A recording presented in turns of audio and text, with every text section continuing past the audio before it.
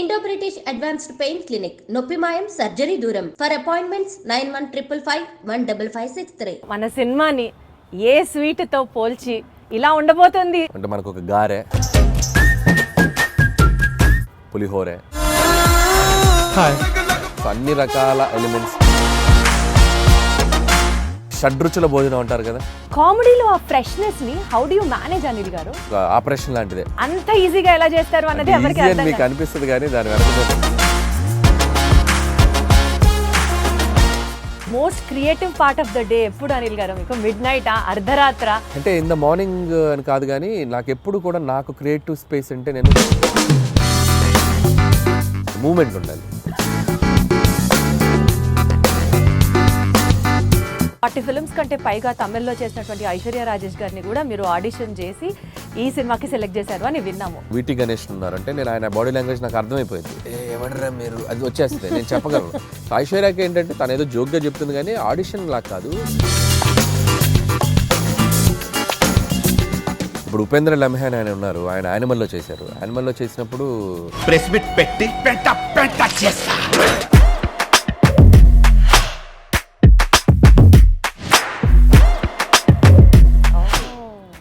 చూసుకొని నేను నరేషన్ ఇచ్చినప్పుడు అతను షాక్ అయిపోయాడు ఉపేంద్ర లమ్హే. ఇదేంటి ఈ నాలాగా పర్ఫామ్, ఈ నాలాగా కనిపిస్తున్నాడు ఏంటి, ఇన్ఫాక్ట్ నాకంటే బెటర్ కనిపిస్తున్నాడు ఏంటి అన్నారా? మీకు కాంప్లిమెంట్ వచ్చిందా? యా, ఈ టోల్ లైక్ దట్. నిజంగా చెప్పండి అనిల్ గారు, మీ లైఫ్లో వైఫ్ సెగ్మెంట్ కంటే ముందు గర్ల్ ఫ్రెండ్ సెగ్మెంట్ ఉందా? తెలుసో తెలీదో మీరు బ్లష్ అవుతున్నారు. లేదు నేను చెప్పలేను.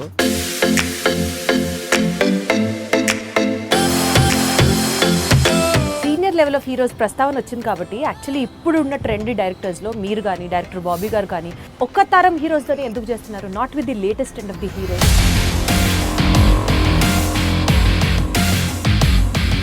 స్టార్స్ వచ్చి మాకు ఇచ్చేది ఆపర్చునిటీ, మేము వెళ్ళి అది అలా పోనీ జరగట్లేదు. జరగాలంటే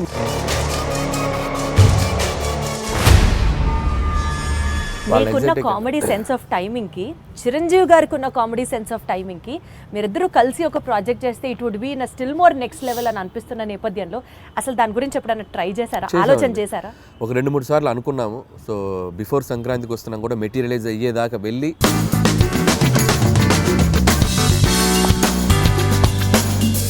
సోషల్ మీడియా మొత్తం గోదావరి గట్టు మీద సాంగ్స్ రీల్ అసలు మారం రోగిపోతుంది. That itself shows the cinema is like super success already before the release. ఈ క్రెడిట్ ఎవరికి ఇస్తారు?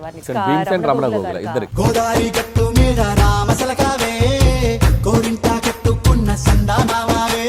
సో ట్యూన్ లేకపోతే ఆ సాంగ్ లేదు, రమణ గోగుల గారు పాడకపోతే ఆ రీచ్ లేదు.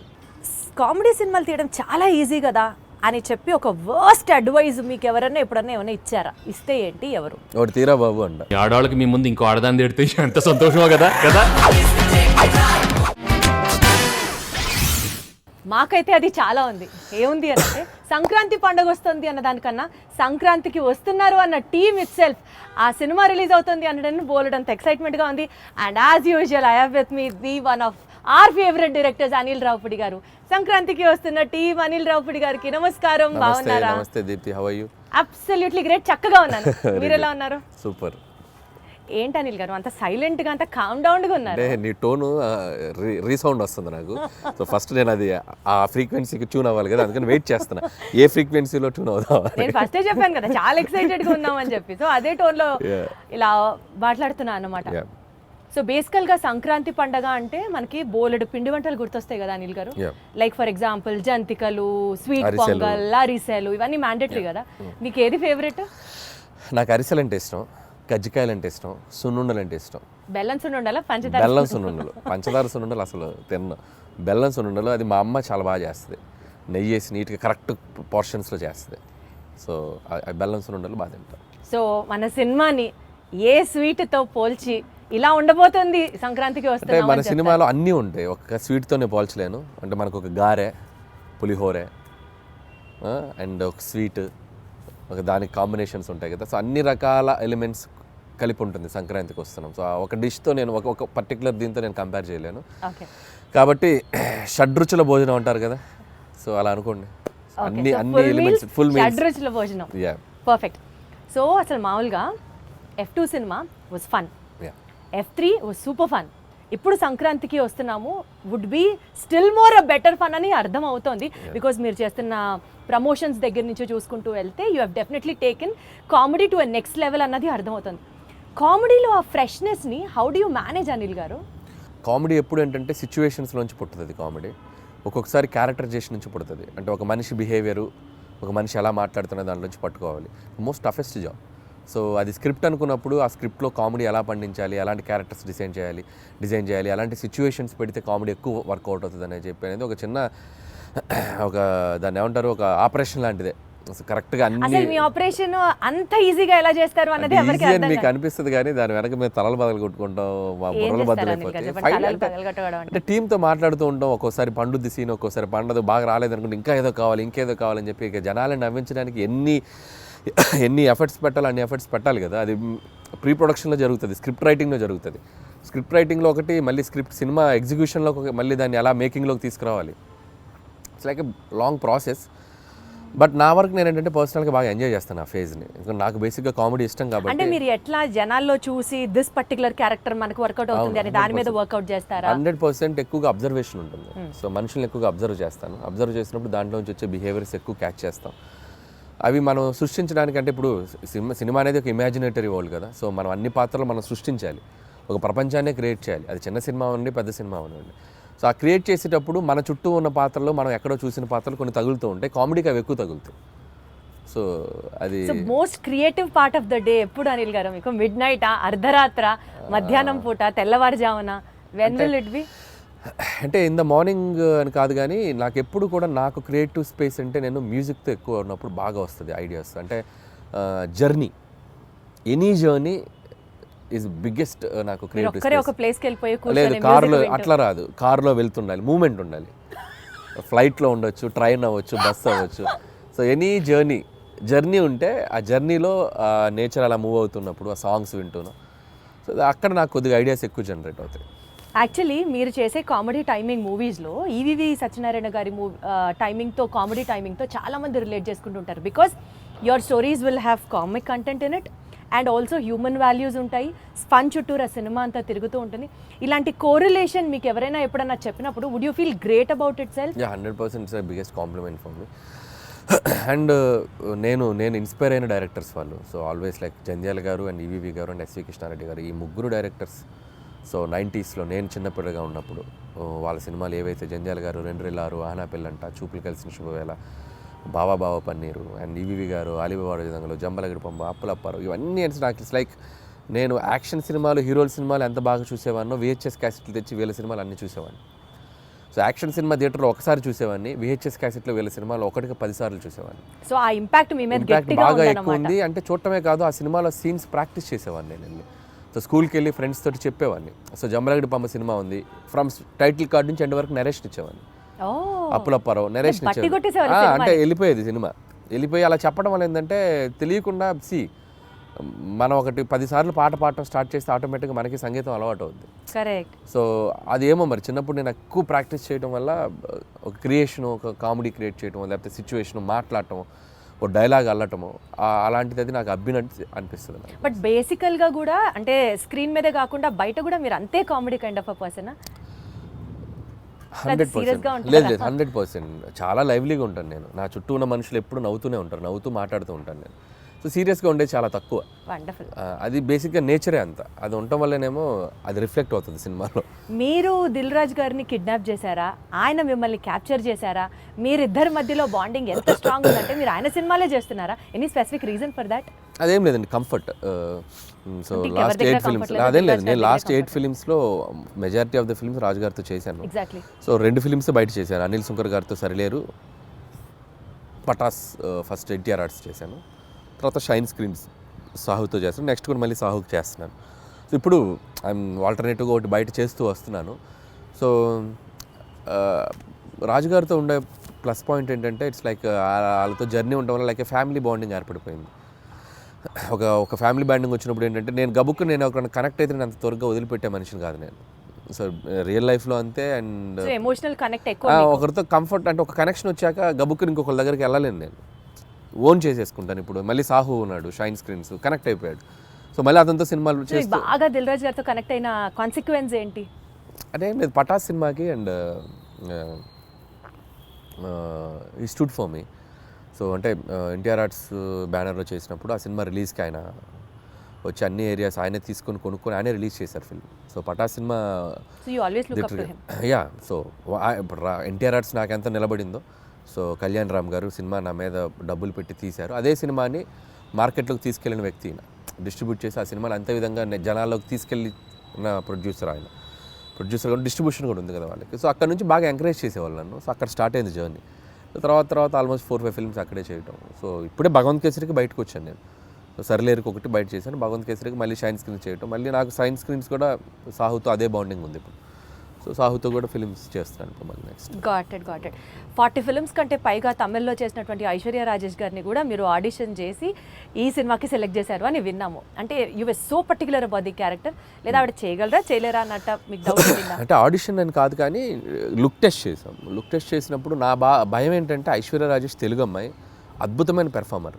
సో ఒకసారి యాక్సెంట్ ఎలా పలుకుతుందో తెలుసుకుంటే, తన బాడీ లాంగ్వేజ్ నేను అడాప్ట్ చేసుకుంటే, నేను రాసేటప్పుడు నాకు ఇంకా ఈజీ అవుతుంది. సో నేను ఇప్పుడు వీటీ గణేష్ ఉన్నారంటే నేను ఆయన బాడీ లాంగ్వేజ్ నాకు అర్థమైపోయింది. ఎవడరా మీరు, అది వచ్చేస్తుంది, నేను చెప్పగలను, మాడ్యులేట్ చేయగలను. సో అలా ఒక్కొక్క హీరో, ఇప్పుడు నరేష్ గారు ఉన్నారు, రాజేంద్ర ప్రసాద్ ఉన్నారు, ఒకసారి వాళ్ళతో నేను పట్టుకున్నానంటే నేను వాళ్ళది ఈజీ అవుద్ది నాకు రాయటానికి. సో ఐశ్వర్యకి ఏంటంటే తను ఏదో జోక్గా చెప్తుంది కానీ ఆడిషన్ లాగా కాదు, తన బాడీ లాంగ్వేజ్ తనది ఎలా ఉంటుందో నాకు రీడ్ అవ్వాలి ఇక్కడ మైండ్కి. సో అందుకని ఒక 2-3 డైలాగులు ఎలా చెప్తుంది, సారీ బా మీరు ట్రైలర్లో చూస్తారు కదా, లవ్ యూ బా, ఆ భావాన్ని ఎలా పలుకుతుంది, యాక్సెంట్ చెప్పగలుగుతుందా లేదా అనేది చూసుకున్నాం. సో బేసికల్గా మీరు మనుషుల్ని స్టడీ చేసేస్తారు, బాడీ లాంగ్వేజ్ని అర్థం చేసేసుకుంటారు. యూ హ్యావ్ దట్ అప్పుడు ఈజీ అవుతుంది. ఇప్పుడు ఉపేంద్ర లమ్హాన్ ఆయన ఉన్నారు, ఆయన యానిమల్లో చేశారు. యానిమల్లో చేసినప్పుడు నాకు విపరీతంగా నచ్చిన క్యారెక్టర్. నేను సందీప్ రెడ్డి వంగతో కూడా దాదాపు చాలాసేపు మాట్లాడి ఆయన నంబర్ తీసుకొచ్చాను నేను. యానిమల్ ఇంటర్వెల్లో వస్తాడు, బొమ్మలు అమ్ముకునేవని అనుకుంటున్నారా అనేది విచిత్రమైన టైమింగ్ ఉంటుంది. అది నాకు భలే చూడగానే భలే అనిపించింది నాకు. అరే భలే పెక్యులర్గా ఉన్నాడు ఇతను అని తీసుకొచ్చి నేను ఆ సినిమా యానిమల్ ఒక 10 సార్లు చూసా ఆయన బాడీ లాంగ్వేజ్ని క్యాప్చర్ చేసుకోవడానికి. చూసుకొని నేను నరేష్ ఇచ్చినప్పుడు అతను షాక్ అయిపోయాడు, ఉపేంద్ర లమ్హాన్, ఇదేంటి ఈ నాలాగా నాలాగా కనిపిస్తున్నాడు ఏంటి, ఇన్ఫ్యాక్ట్ నాకంటే బెటర్ కనిపిస్తున్నాడు ఏంటి అన్నారా? మీకు కాంప్లిమెంట్ వచ్చిందా? యా, ఈ టోల్ లైక్ దట్. సో నేను ఆ బాడీ లాంగ్వేజ్ని ఓన్ చేసుకోవడం వల్ల, ఆ మిమిక్రీ చేయడం ఒక ఇది ఉంది కాబట్టి నాకు ఈజీ అవుతుంది క్యారెక్టర్స్తో రాయటానికైనా పెర్ఫామ్ చేయించడానికైనా. అప్పుడు నాది వాళ్ళ మీద రుద్దటం కంటే వాళ్ళ దాన్ని బెటర్గా అడాప్ట్ చేసుకుని దాన్ని బెటర్ చేయడం ఉన్నప్పుడు ఎప్పుడు ప్లస్ అవుతుంది. ఏమన్నా స్కెచ్ ఏమన్నా sketch. Meenakshi is such a beautiful heroine. ఇప్పటి వరకు తను చేసిన ఫిల్మ్స్లో తన క్యారెక్టర్కి తగ్గ స్కోప్ రాలేదు అని ఒక చిన్న పాయింట్ ఉండింది. ఈ సినిమాలో how you going to show it to her? So Meenakshi బేసికల్గా వెరీ డెడికేటింగ్గా చేసే అమ్మాయి. అండ్ ఇద్దరు అమ్మాయిలు వెరీ గ్రౌండెడ్. నేను చేసిన అన్ని సినిమాల్లో బెస్ట్ యాక్టర్స్ వీళ్ళిద్దరు, I can say proudly. So very down to earth and very friendly, చాలా పెద్ద open statement, very friendly. And like A time చెప్పినా, ఏ సినిమాకి అంతసేపు ఉండాలన్నా, నైట్ ఎక్స్టెండ్స్ అయినా, నో కంప్లైంట్స్ అట్ ఆల్. గుడ్డులా కష్టపడతారు సినిమా కోసం ఎంత దూరమైనా కష్టపడేటువంటి మెంటాలిటీ ఉన్న అమ్మాయిలు ఇద్దరు. అండ్ వెరీ జెన్యూన్ సోల్స్ అనమాట. సో అందుకని వాళ్ళకి అందుకే ఇఫ్ మీరు అన్నట్టు మీనాక్షికి లక్కీ భాస్కర్ తనకి మంచి పాత్ర పడింది, బాగా చేసింది. అండ్ ఈ సినిమాలో కూడా తనకేంటంటే ఐశ్వర్య రాజేష్తో వచ్చేసి ఒక కంప్లీట్ ఇన్నోసెంట్స్, ఒక చదువు రాని ఒక పల్లెటూరు గబ్లై, ఒక వెంకటేష్ గారి వైఫ్గా ఉండి భర్తని విపరీతంగా ప్రేమించి పక్కన ఆడగాలి సోకితే చాలు ఫ్రస్ట్రేట్ అయ్యి పొసెసివ్గా ఫీల్ అయ్యే అమ్మాయి లైఫ్లో. అమ్మో భర్తకి ఒక ఎక్స్ గర్ల్ ఫ్రెండ్ ఉండటం అనేది ఒక షాకింగ్. ఆ అమ్మాయి ఎలా డీల్ చేస్తుంది అనేది ఆ అమ్మాయి క్యారెక్టర్. మీనాక్షిది వచ్చేసరికి దానికి బౌన్స్ అవ్వాలి, ఆ అమ్మాయి క్యారెక్టర్కి బౌన్స్ అవ్వాలి. సో మీనాక్షిది కూడా చాలా మంచి రోల్. అండ్ యాక్షన్ ఉంది, ఫస్ట్ ఒక 10 నిమిషాలు ఆ అమ్మాయికి ఒక ఫైట్ కూడా ఉంది. And police officer role. So glamour wise, cut out wise ఆ అమ్మాయిది కూడా సినిమాకి హెల్ప్ అవుతుంది ఇద్దరు. Got it. సో నిజ జీవితంలో ఉన్న సంఘటనలు తీసుకొని మీరు సినిమాల్లో, అంటే the most delicate and sensitive element is what you pick up for your films అనుకుంటే, నిజంగా చెప్పండి అనిల్ గారు, మీ లైఫ్లో వైఫ్ సెగ్మెంట్ కంటే ముందు గర్ల్ ఫ్రెండ్ సెగ్మెంట్ ఉందా? ఇవి చెప్తే కాపురాలు కూలిపోతాయి, చెప్పలేము. మీది కూడా లవ్ మ్యారేజ్ అనే విన్నాం. అంటే ప్రతి వాళ్ళకి ఎక్కడో ఒక చోట ఒక లవ్ స్టోరీ ఉంటుంది. అది 10th క్లాస్ నుంచి ఇంటర్లో ఉండొచ్చు, ఇంటర్ టు ఇంజనీరింగ్ ఉండొచ్చు, ఇంజనీరింగ్లో ఉండొచ్చు, లేకపోతే సాఫ్ట్వేర్ మీకు ఎక్కడ ఉందన్నది నేను జాబ్ చేసి ఉండొచ్చు. తెలుసుకోవాలనుకుంటున్నాను. అది నేను అవి చెప్తే ఇక నా లైఫ్ బయోపిక్ నేను తీసుకోవాలి. అనిల్ గారు మీకు తెలుసో తెలీదో మీరు బ్లష్ అవుతున్నారు తెలుసా? లేదు నేను చెప్పలేను. సో మా వైఫ్కి తెలుసు నాకేముందో, కాబట్టి నేను పబ్లిక్గా చెప్పలేను. అండ్ ప్రతి ఒక్కరికి ఉంటుంది. అందుకే నేను తీసుకున్న ఎలిమెంట్ F2 కానీ, అండ్ F2 కూడా ఇట్స్ లైక్ వైఫ్ హస్బెండ్ మధ్య ఉండే క్యూట్ రిలేషన్షిప్లో ఉండే చిన్న చిన్న fun things, problematic things discuss చేయడం వల్ల that become a very very big hit. ఇప్పుడు కూడా ఏంటంటే ప్రతి మనిషి, ప్రతి ఒక మగాళ్ళ లైఫ్ అవ్వచ్చు, అమ్మాయిలకు కానీ ఎక్కడో చోట ఒక పాస్ట్ ఉంటుంది. సో ఆ పాస్ట్ని మనం బ్యూటిఫుల్గా డ్రైవ్ చేస్తే ఎలా ఉంటుంది, సో దానివల్ల ఉండే ప్రాబ్లమ్స్ని ఎలా మనం చెప్తే ఎలా ఉంటుంది అంటే అనేది. మీ నిజ జీవితాన్ని రెప్లికేట్ లేదు, చేశారా నా నిజ అన్నది జీవితం what I కాదు. wanted. ఇది అందరికీ మంది కనెక్ట్ అయ్యే ఎలిమెంట్. సో నాది ఉండేది తక్కువ ఉండొచ్చు, ఇంకోటికి ఎక్కువ ఉండొచ్చు. అంటే మీకంటూ ఉంది. సో ఎవరికైనా ఉంటుంది అన్న, ఇట్స్ లైక్ అందరిలో మీరు ఉన్నారంటున్నా. నాకు అంత పెద్ద లవ్ స్టోరీ లేదు, అది నా వైఫ్కి తెలుసు కాబట్టి ఇబ్బంది లేదు. నాకు పెద్ద లవ్ స్టోరీ లేదు, అస్సలు లేదు. నాకు లవ్ స్టోరీ ఉంటే ఇప్పటికి నేను 10 లవ్ స్టోరీలు తీయాలి. మీరు గమనించండి, ప్రతి వాడి జీవితం వాడు తీసే సినిమాలో రిఫ్లెక్ట్ అవుద్ది. ఏ డైరెక్టర్కైనా తన పర్సనల్ లైఫ్లో జరిగిన ఇన్సిడెంట్స్ ఎక్కువగా రిఫ్లెక్ట్ అవుతాయి. నాకు మ్యారేజ్కి ఎక్కువ రిఫ్లెక్ట్ అవుతాయి. మీరు గమనించారో లేదు, నేను తీసే సినిమాలో మ్యారేజ్ ఫేజ్ ఎక్కువ ఉంటుంది, హస్బెండ్ వైఫ్ ఫేజ్ ఎక్కువ ఉంటుంది. కాబట్టి అది మెజారిటీ పార్ట్ ఉంది. నాకు లవ్ స్టోరీ ఉంటే ఈ పార్ట్ నేను అద్భుతమైన లవ్ స్టోరీ తీయాలి నేను. మీకు అర్థమైందా? సో కాబట్టి లాజికల్లీ చెప్తున్నాను నేను. సో నా లైఫ్లో కామెడీ ఎక్కువ ఉంటుంది, ఎంజాయ్మెంట్ కామెడీలో ఎక్కువ చూస్తా, సెటారిక్ ఫన్ చేయటం దీంట్లో ఎక్కువ చూస్తాను. కాబట్టి నేను తీసే సినిమాలు ఎక్కువగా ఫన్ బేస్డ్ ఉంటుంది. So I'm fun loving person. కాబట్టి వెంకటేష్ గారికి ఈ స్టోరీ చెప్పిన వెంటనే డిడ్ యూ యాక్సెప్ట్ ఇట్ అండి? అంటే ఈజీగా అనిపించిందా మీకు ఆయనకి చెప్పడం? లేదు, ప్రతి లైన్ వెంకటేష్ గారికి నాకు ఒక చిన్న ఈక్వేషన్, మా ఇద్దరికి ఒక ట్యూనింగ్ ఉంది. సో అనిల్ బాగా తీయగలనే నమ్మకం వెంకటేష్ గారికి ఉంది.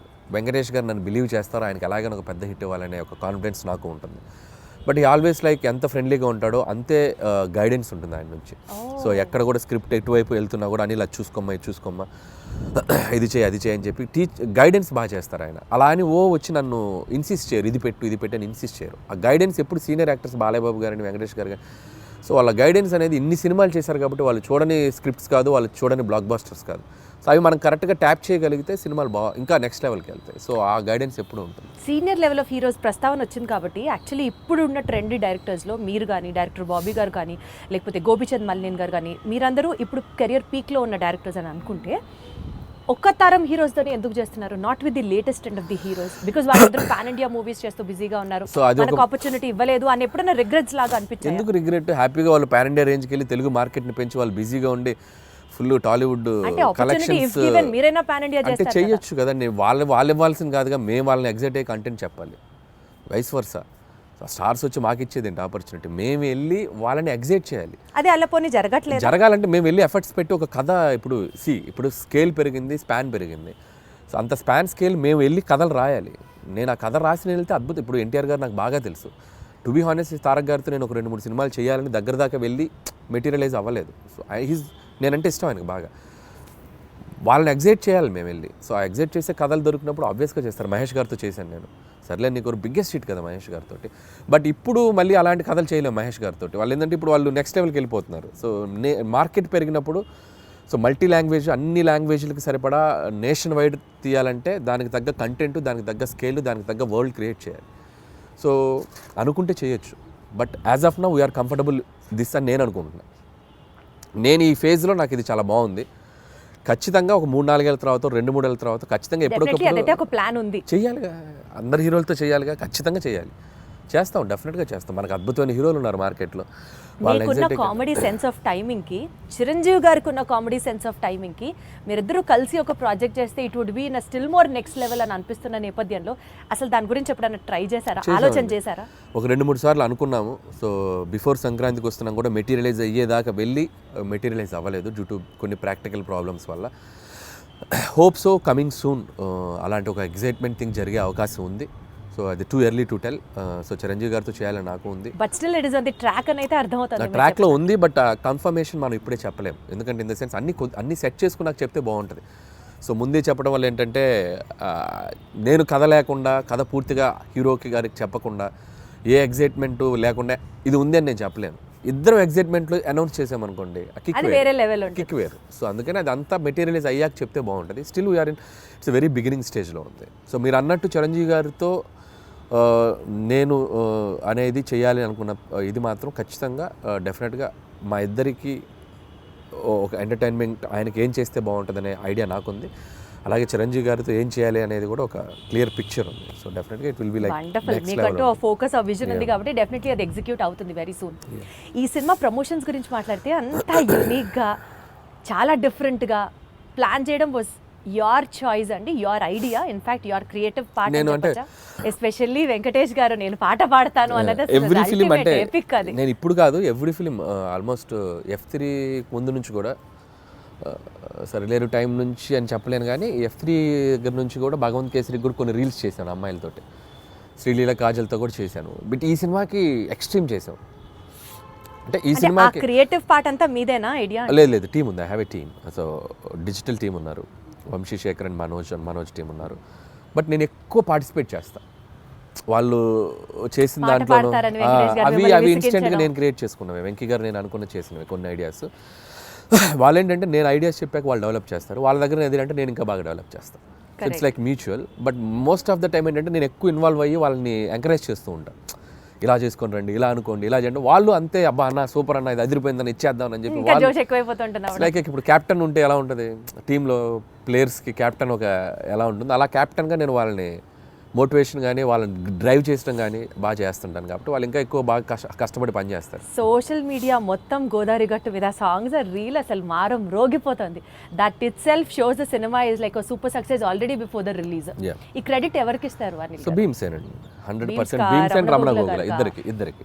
సో ట్యూన్ లేకపోతే ఆ సాంగ్ లేదు, రమణ గోగుల గారు పాడకపోతే ఆ రీచ్ లేదు. అసలు ఆల్ ఆఫ్ అ సడన్ ఆయన పిక్చర్ లోకి తీసుకొచ్చారు. All of a sudden it became a blast. All of sudden కాదు, ఇట్స్ లైక్ ప్లాన్డ్. ఒక మంచి వాయిస్తో వెళ్ళాలని మేము వెయిట్ చేసాం. ట్యూన్ ఎప్పుడో జూన్లోనే కంపోజ్ అయింది ట్యూన్. సో దాన్ని మేము ఓపిక్గా వెయిట్ చేసి ఎవరితో పాడిస్తే బాగుంటుంది అనుకొని ఫైనల్గా రమణ గోల్ గారు అయితే బాగుండని చెప్పడం, అక్కడి నుంచి భీమ్స్ రమణ గోల్ గారికి టచ్లోకి వెళ్ళి ఆయన ఒప్పుకోవడం. సో బేసిక్గా ట్యూన్ అద్భుతంగా ఉండడంతో రమణ గోల్ గారు కూడా ఈజీగా యాక్సెప్ట్ చేశారు. సో వచ్చాక ఆయన పాడి ఆయన చమక్కులు కొన్ని యాడ్ చేసి రే ఇలాంటి చమక్స్ ఉంటాయి ఆయనవి ఉండటం. ఇట్స్ లైక్ టీమ్ వర్క్, అందరూ అద్భుతంగా. So regular set of questionnaire కాకుండా ఒక చిన్న ర్యాపిడ్ ఫైర్ చేద్దాము. ఫాస్ట్గా టక్కన ఆన్సర్ రావాలి మీరు. Okay, because that it self is rapid fire. హీరోగా చేస్తారా, విలన్గా చేస్తారా? మీకు ఆపర్చునిటీ ఉంటే. విలన్గా చేస్తారు. Who is your favourite villain? నా ఫేవరెట్ విలన్ రఘువరన్. ఆ వాయిస్ ని మిమిక్ చేయగలరా మీరు? ఒక్కసారి. శివ శివ శివ శివ వాడేమన్నా దేవుడా, 2 లారీల జనాన్ని తీసుకెళ్ళి చంపేయండి. వేరే లెవెల్ అని గారు మీరు. ఏదో గుర్తుంది అప్పుడు. మీ ఫేవరెట్ పంచ్ లైన్ మీ సినిమాల్లోది, సీక్రెట్ గా మీరు రియల్ లైఫ్ లో మీరు వాడుకునేది ఏంటి? డైలాగా? ఫేవరెట్ పంచ్ లైన్ మీకంటూ పంచ్ లైన్స్ తెగుంటాయి కదా మీ సినిమాలో. పంచ్ డైలాగులు అంటే నా సినిమాలో నాకు అంతేగానే ఫేమస్ కదా, అదే వాడుతుండేవాడిని. అంతేగా అదే వస్తుంది. అంటే మీ రియల్ లైఫ్ లో కూడా మీకు అదే వస్తుంది? జనరల్ కాన్వర్సేషన్స్ లో ఎవరైనా ఏదైనా చెప్పినా అంతేగా అంటూ ఉంటాం. ఓహో, అది మీ ఊతపదం అయిపోయింది. వండర్ఫుల్. అయితే సో అసలు ఇంత కామెడీ సినిమాలు తీసే మీరు లైఫ్లో ఎప్పుడన్నా ఫుల్ ట్రాజడీ, ఎమోషనల్, కళ్ళమ్మటి నీళ్ళు వచ్చే సినిమా ఎప్పుడన్నా తీస్తారా? తీయలేను. అంత ఆలోచించారేంటంటే? అంటే తీద్దామా అని అక్కడ దాకా వెళ్ళా, తీయలేని అనిపించింది, మళ్ళీ వచ్చా తీయలేనని చెప్పా. మీరు మీ సినిమాల్లో ఏదన్నా ఒక రోల్ యాక్ట్ చేయాలి అని అనుకుంటే మీకు మీరు ఏ రోల్ డైరెక్ట్ చేసుకుంటారు? నా సినిమాలో రోలా? నాకు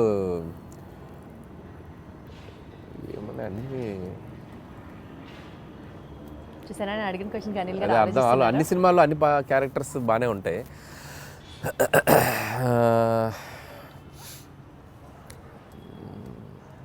అంత ఆలోచించద్దు అనిల్ గారు. చూస్తాను ఏదైనా మంచిది, ఏదో నా గురించి చెప్పుకోవాలి కదా, నన్ను పెట్టారు మీరు, ఏదైనా చెప్తే చెప్పచ్చు, నేను చేయాలని చెప్పారు కదా. అంటే ఒక్కసారి నాకే సభాష్ అనిపిస్తుంది, ఇంత ఆలోచించి ఎలాగో క్వశ్చన్ అడిగానా అని. నాకు F2లో ఏదైనా ఉన్నాయా?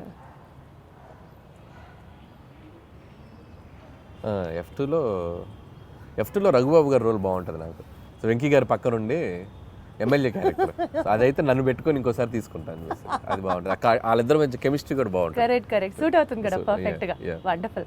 సెట్ లో హ్యాండిల్ చేయడానికి హీరోస్ బెటరా, హీరోస్ ఈజీయా, లేకపోతే కమెడియన్స్ ని హ్యాండిల్ చేయడం సెట్ లో కష్టమా? నాకు అందరితో ఒకటే ఈక్వేషన్, హీరో అయినా కమెడియన్ అయినా అందరితో బాగుంటాను నేను. They love me, I love them. అందరితో ఒకలా ఉంటుంది, ఒకరు ఎక్కువ ఒకరు తక్కువ ఏం చెప్పారు అనిల్ గారు, ఏం చెప్పారు. సో యూజువలీ మీరు ఒక సినిమాకి టైటిల్ పెట్టేటప్పుడు స్క్రిప్ట్ ఫస్ట్ చూస్తారా, లేకపోతే క్యాచీ టైటిల్ కావాలనుకుంటారా? క్యాచ్ టైటిల్ ఆలోచిస్తాం, స్క్రిప్ట్కి సంబంధం లింక్ లేకపోయినా అయ్యాలని ఆలోచిస్తాం. అది లింక్ అవ్వాలి. స్క్రిప్టా క్యాచీ టైటిల్? Catch title. ఇప్పుడు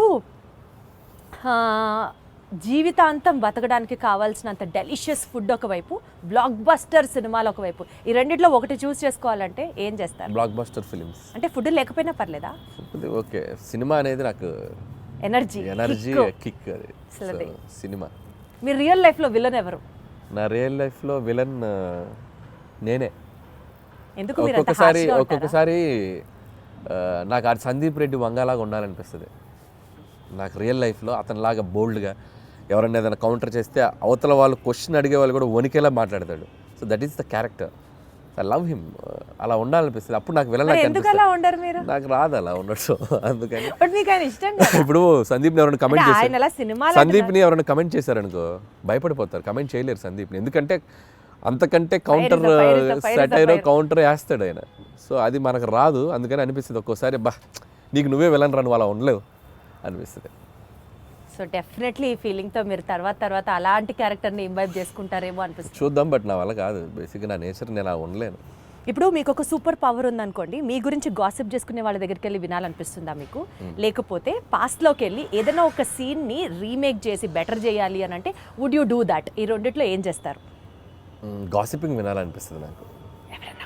ఎవరైనా ఉంటే వెళ్ళి చెవి వినాలనిపిస్తుంది. ఏం మాట్లాడు మన గురించి బయట వాళ్ళు ఏం మాట్లాడుకున్నారు, పొరుగింటోళ్ళు పక్కింటోళ్ళు అనే ఇంట్రెస్ట్. మీకు అలా మీ గురించి ఎవరైనా ఏమైనా మాట్లాడుకున్నది మీ చౌదాకా వచ్చింది? రాలేదులే కానీ, బట్ తెలుసుకోవాలంటది మన గురించి, మన వెనక ఏం మాట్లాడుకుంటారో తెలుసుకోవాలంటది. మీరు గాసిప్ చేస్తారా అయితే? నేను తక్కువ చేస్తారు. గాసిపింగ్ చేయని మనుషులు ఎవరు ఉండరు, ఎందుకంటే హ్యూమన్ బీయింగ్కి ఫస్ట్ మాట్లాడుకునేదే గాసిపింగ్. అదేంటి ఇదేంటి అనే మాట్లాడుకుంటాం మనం, లేకపోతే కాన్వర్జేషన్స్ ఎక్కడ జరుగుతాయి? ఏదో ఒక థర్డ్ పర్సన్ డిస్కషన్ జరగాలి కదా. సో కామెడీ సినిమాలు తీయడం చాలా ఈజీ కదా అని చెప్పి ఒక వర్స్ట్ అడ్వైజ్ మీకు ఎవరైనా ఎప్పుడన్నా ఏమైనా ఇచ్చారా? ఇస్తే ఏంటి, ఎవరు? ఒకటి తీరా బాబు అంట. ఎవరైనా ఇస్తే సరే బాబు. మీకు ఎవరైనా ఇచ్చారా? నాకు ఎవరు ఇవ్వలేదు పాపం. కామెడీ సినిమాలు తీయటం ఈజీ అని ఎవరు అనలేదు, కానీ తీయడం చాలా కష్టం. అలా ఎవరైనా తీయమని మీరు అన్నట్టు అంటే మాత్రం ఒకటి తీసి చూపించు బాబు అంటే నేను అంతే కదా, ఒకటి తీసి చూపించు బాబు, ఒకసారి నవ్వించు బాబు. నవ్వించడం చాలా కష్టం అండి. And you are an expertise in it చెప్పాలి అని అంటే. ఒక డాన్స్ సీక్వెన్స్ ని కొరియోగ్రాఫ్ చేయడానికి ఇష్టపడతారా? ఒక ఫైట్ సీక్వెన్స్ ని యాక్షన్ డైరెక్ట్ చేయడానికి ఇష్టపడతారా? డాన్స్ సీక్వెన్స్ ని కొరియోగ్రాఫ్ చేయడానికి ఇష్టపడతా. డాన్స్ సీక్వెన్స్ అండ్ కొరియోగ్రాఫ్, అదే డాన్స్ సీక్వెన్స్ ని కొరియోగ్రాఫ్ చేయడానికి ఇష్టపడతా. మీరు రీసెంట్ గా ఒక డాన్స్ చేశారు బ్లాక్ బ్లేజర్ వేసుకొని. సోషల్ మీడియాలో కింద కామెంట్స్ మీరు చూసారో చూడలేదో, హీరో మెటీరియల్. ఈ మధ్య చాలా మంది అంటున్నారు అలా సోషల్ మీడియాలో, బాగానే అంటున్నారు కానీ, బట్ ఇప్పట్లో మనకు ఆలోచన లేదు. బట్ ఆ వైబ్ ఎంజాయ్ చేస్తున్నాగా ఆఫ్లైన్లో. ఇప్పుడు సో టీవీకి వెళ్ళినా ఎక్కడికి వెళ్ళినా సరదాగా డాన్సులు చేస్తూ I'm capturing my age, I'm capturing my look in the library పెట్టుకుంటున్నానుగా. సో ఒక 10 ఏళ్ళ తర్వాత వెనక్కి తిరిగి చూసుకుంటే, సో వేసుకోవాల్సిన సూట్లు, వేసుకోవాల్సిన హెయిర్ స్టైల్స్ అన్నీ క్యాప్చర్ చేసి యూట్యూబ్లో పడేస్తున్నా. ఇంకా నేను హీరోగా చేయాల్సిన పనేముంది? అసలు ఇక రిగ్రెట్స్ లేకుండా లేదు కదా, ఎవ్రీ మూమెంట్. ఆ ఫీలింగ్ కూడా లేకుండా నాకు నేను ఇలా కనిపించామరా మనం బాగానే ఉన్నాం కదా అనిపించుకోవడానికి అన్ని వేషాలు వేసేసాం. ఇంకేంటి, అట్లా కాదు, జెన్యూన్ గానే జనాలు నిజంగా అంటున్నారు hero material. It's not my cup of tea, because you also dance so good అండి. అదే అంటే దానికి హీరో అవ్వాల్సిన పనేం లేదు. సో ఏదైనా మంచి ఫ్యూచర్లో ఆఫ్టర్ 6-7 years ఏదైనా క్యారెక్టర్ ఆర్టిస్ట్ యాక్టర్గా చేయాలని ఉంది నాకు. హీరో అనేది ఇట్స్ లైక్ యాక్టింగ్ చేస్తాను చాలాసార్లు చెప్పాను, I become an actor but not like a hero. Hero అని it's like a big responsibility. So చాలామంది ప్రొడ్యూసర్స్ అందరి అంటే ఒక మార్కెట్ని నువ్వు నిలబెట్టాల్సిన బాధ్యత ఉంటుంది హీరో మీద. అంత బాధ్యత నేను పెట్టుకోను. It's like too heavy for me. Actor అనుకోండి, పెయిడ్ హాలిడే వెళ్ళిపోయి క్యారవాన్లో కూర్చోండి, సరదాగా ఆ రోజు ఎంజాయ్ చేసి వచ్చేయచ్చు. మన మీద ఏం బరువు బాధ్యతలు ఉండవు కదా, అంతే కదా. సో మీ ఫేవరెట్ కో స్టార్ ఎవరు? నా ఫేవరెట్ కో స్టార్ అంటే నేను యాక్టర్ని అయితే కో స్టార్ అని చెప్పగలను. నా ఉద్దేశం ఏంటంటే పనిచేసిన వాళ్ళు వెంకటేష్ గారు యాజ్ ఆఫ్ నౌ. ఇప్పుడు ఈ సినిమాకి ఇప్పుడు బాలకృష్ణ గారితో పనిచేసినప్పుడు బాలకృష్ణ గారు. సచ్ ఎ డిప్లొమాటిక్ ఆన్సర్ ఇది. నేను అలాగే పనిచేస్తాను, టు బి హానెస్ట్ అలాగే పనిచేస్తాను. నేను పనిచేసి వన్ ఫేవరెట్ అన్నట్టుంటారు కదా, ఆల్ టైమ్ ఫేవరెట్ అన్నట్టుంటారు కదా. ఆల్ టైమ్ ఫేవరెట్ అంటే నాకు ప్రతి యాక్టర్తోనూ all best moments I have. Even Ravi Teja గారితో అలాగే బెస్ట్ మూమెంట్స్, కళ్యాణ్ రామ్ గారి దగ్గర నుంచి. నేను డిప్లొమాటిక్ అని చెప్పట్లేదు, ఎవ్రీ వన్ ఇప్పటికీ నాతో అంతే ఫ్రెండ్లీ వైబ్లో ఉంటారు. సో ఎవరిని నేను సైడ్ చేయలేను. Got it. ఆల్ స్టార్స్ నాతో పనిచేసిన, ఈవెన్ మహేష్ బాబు గారు స్టిల్ ఆయన ఒక 20-25 మినిట్స్ మాట్లాడుకుంటాం ఫోన్లో, ఎప్పుడు కాల్ చేసిన, ఆయన ఎప్పుడు ఫ్రీ ఉన్నప్పుడు కాల్ చేసిన అదే వైబ్ ఉంటుంది. సో నేను వెంకటేష్ గారిని కలిసినప్పుడు అదే, బాలయ్య బాబు గారు ఇప్పుడు ఏదన్నా కూడా ఫోన్లో సో మాట్లాడతారు. పాయింట్ ఏంటంటే అల్టిమేట్ గా everybody loves you so much. Everybody loves you at same amount of love వస్తుంది నాకు. సో నేను అంతే ఇస్తున్నాను, నాకు అంతే వస్తుంది. కాబట్టి నేను ఎవరిని తక్కువ చేయలేను. సపోజ్ మీరు ఒక డెజర్టెడ్ ఐలాండ్ లో ఉన్నారు, రొమాంటిక్ స్టోరీ రాస్తారా, కామెడీ స్టోరీ రాస్తారా? డెజర్టెడ్ ఐలాండ్ లో ఎవ్వరు లేరు, ప్రశాంతంగా ఉన్నారు, you're such a key note on your script. So కామెడీయే వస్తుంది అక్కడ. అక్కడ కూడా నా కామెడీ. కష్టాలు తెలుసుకుంటూ నా మీద నాకు జోకులు వేసుకోవడం తప్ప, నేను బతకాలంటే నాకు నేను ఎనర్జీ ఇచ్చుకోవాలి కదా. అమ్మో, దీంట్లో చాలా డెప్త్ ఉంది అనిపిస్తుంది ఏంటి అనిల్ గారు? అంతే కదా మరి. మీ మీద లైఫ్లో ఎప్పుడు మనం స్ట్రగుల్లో ఉన్నప్పుడు just crack joke on your self అంతే. మనల్ని మనం లైట్ చేసుకుంటేనే మన స్ట్రగుల్ నుంచి బయటకు రాగలం. అసలు మీరు స్ట్రగుల్లో ఉన్నారా అన్నది ఇక్కడ పాయింట్. ఇప్పుడు అందరికీ మీరు అన్న వచ్చే point. సిచ్యువేషన్లో అంటే ఒక డెజర్టెడ్ ఐలాండ్ అంటే ఎవరు లేకపోతే అది బిగ్గెస్ట్ స్ట్రగుల్ కదా. ఒక మనిషి ఒంటరిగా బతకడం అన్నంత స్ట్రగుల్ ప్రపంచంలో ఎవరికి ఉంటుంది? నువ్వు ఉండు ఒక ఒంటరిగా ఒక 2 రోజులు ఉండి ఎవరు లేకపోతే. డెజర్టెడ్ ఐలాండ్ కాదు, నువ్వు స్వర్గంలో అయినా పెట్టు, నువ్వు వెళ్ళి హెవెన్లో పెట్టు, ఒక్కడే బతుకు హెవెన్లో 2 రోజులు, బొక్కలో హెవెన్ అని చెప్పి వచ్చేస్తాను. అంతే కదా. Wonderful. So coming back to the movie thing, 10th game changer release అవుతుంది, 12th డాకు మహారాజ్ రిలీజ్ అవుతుంది, అండ్ 14th సంక్రాంతికి వస్తున్నాం రిలీజ్ అవుతుంది. టెన్షన్ ఉందా ఈ కాంపిటీషన్లో ఎలా పర్ఫామ్ చేస్తాము అని? సో టెన్షన్ లేదు. జనాలు డబ్బుల్ని దాచుకొని మరి why they have to see సంక్రాంతికి వస్తున్నాం. సో ఆల్రెడీ మేము ఆడియన్స్కి ఏం చేస్తున్నాము, ఏం చూపించబోతున్నాం అనేది క్లియర్గా చెప్పేసాం. సో మా ఆడియన్స్ మాకు రావడానికి సిద్ధంగా ఉన్నారనే నమ్మకం ఉంది. సో అలాగే మిగతా సినిమాలకు కూడా దేర్ సెట్ ఆఫ్ ఆడియన్స్ వాళ్ళకున్న. రామ్ చరణ్ గారి గ్లోబల్ స్టార్, ఆయనకున్న ఇమేజ్, ఆయనకున్న స్టార్డమ్, ఫ్యాన్ ఫాలోయింగ్, ఈ హ్యావ్ హిస్ ఓన్ స్ట్రెంగ్త్. అలాగే బాలయ్య బాబు గారు కంప్లీట్ మాస్ యుఫోరియా ఉన్న హీరో. సో ఆయన సెట్ ఆఫ్ ఆడియన్స్ ఆయనకున్నారు. మాది ఒక బుల్లి మార్కెట్, మా గోల్లో మేము ఉన్నాం కాబట్టి సో భయం లేదు.